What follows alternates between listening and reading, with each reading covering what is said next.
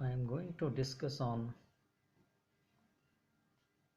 Edward Said's introduction to Orientalism. Unlike Americans, the French, and the British, so less the Germans, Russians, Spanish, Italians, Swiss have had a long tradition of what can be called as Orientalism. To say, a way of coming to terms with the Orient that is based on the Orient's special place in European Western experiences, the place of Europe's greatest and richest and oldest colonies, the source of its civilizations and language, culture, etc. It is an integral part of European material civilization and culture. Edward Said is a postmodern writer known for his penetrating insights into Oriental studies. He was deeply sympathetic for the liberation of Palestine. The discourse of the Orient is a critique about how the Western world perceives the Orient. In general, when we say Orient, we should also know what is Orientalism. Particularly for Said, it means several things, all of them. It is, he says, interdependent, and the most readily accepted designation is an academic one.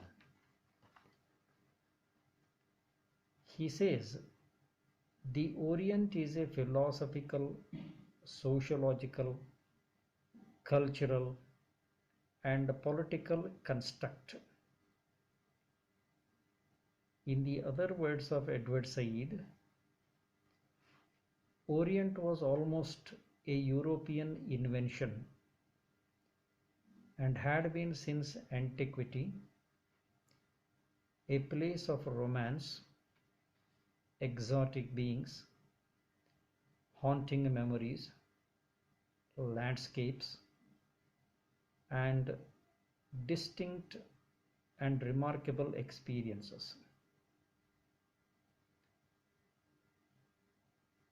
According to Edward Said, the 18th and 19th centuries witnessed the large-scale colonization of large parts of the Orient by many European countries have had a long tradition of what can be called as Orientalism.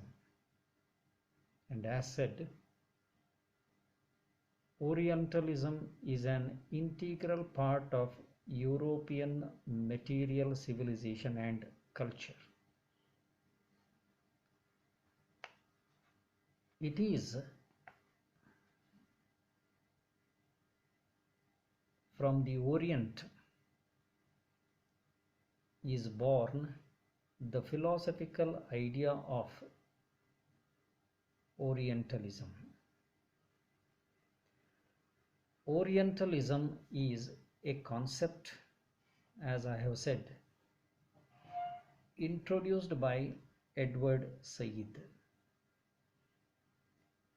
And according to him, Orientalism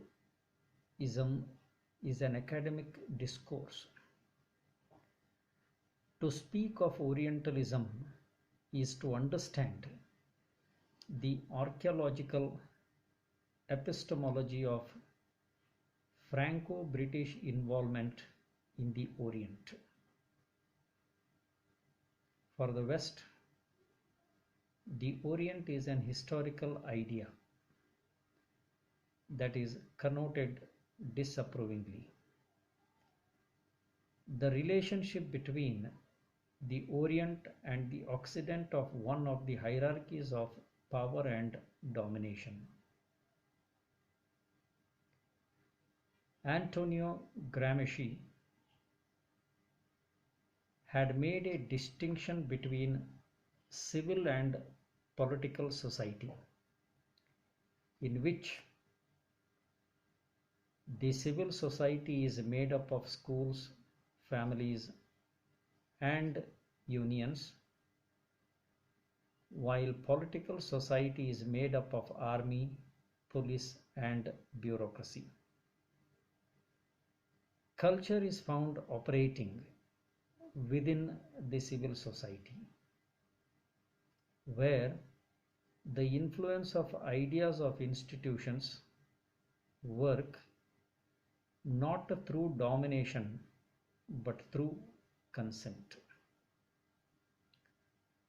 Gramsci has given hegemony as an indispensable tool for understanding cultural life in the West. European colonization in Asia and Africa has resulted in the operation of hegemony. Under the heading of Oriental knowledge, there emerged a corpus of studies and display of cultural artifacts. The idea of Orient bargained on the sovereignty of Western consciousness.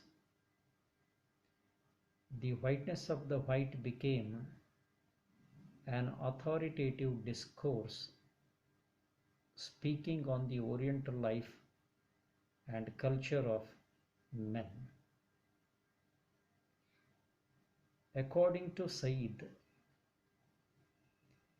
anyone who teaches, writes about, or reaches the Orient,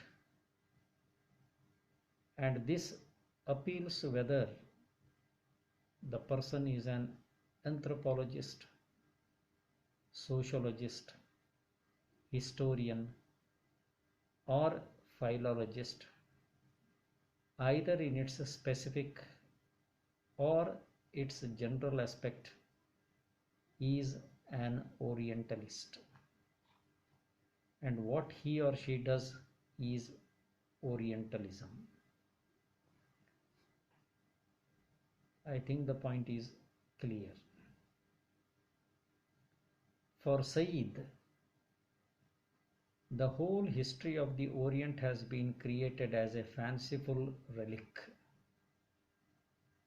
The understanding of the Orient by the Occidental world is based on magic realism.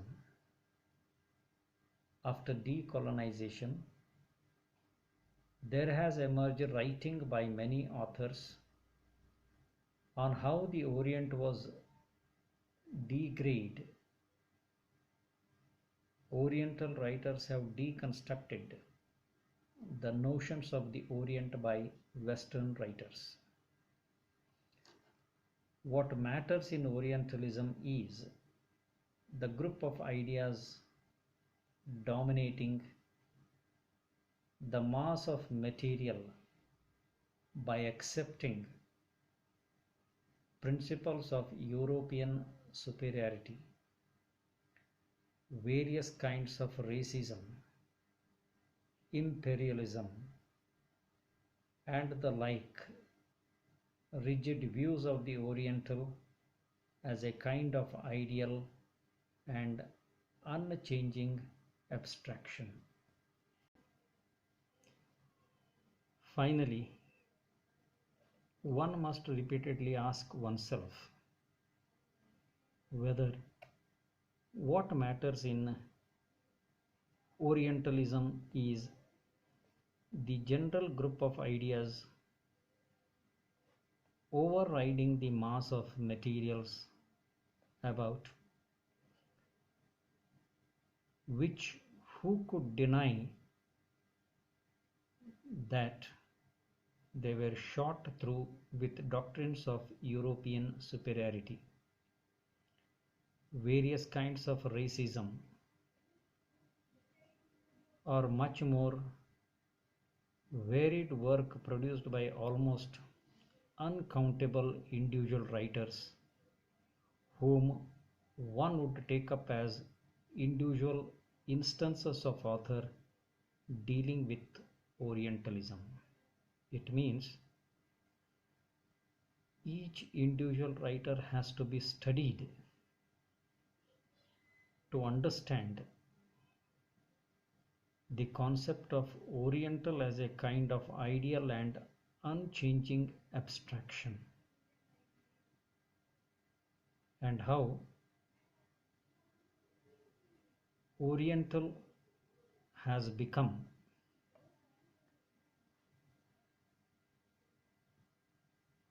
a popular concept in modern criticism, and the writer who made it popular again is Edward Said.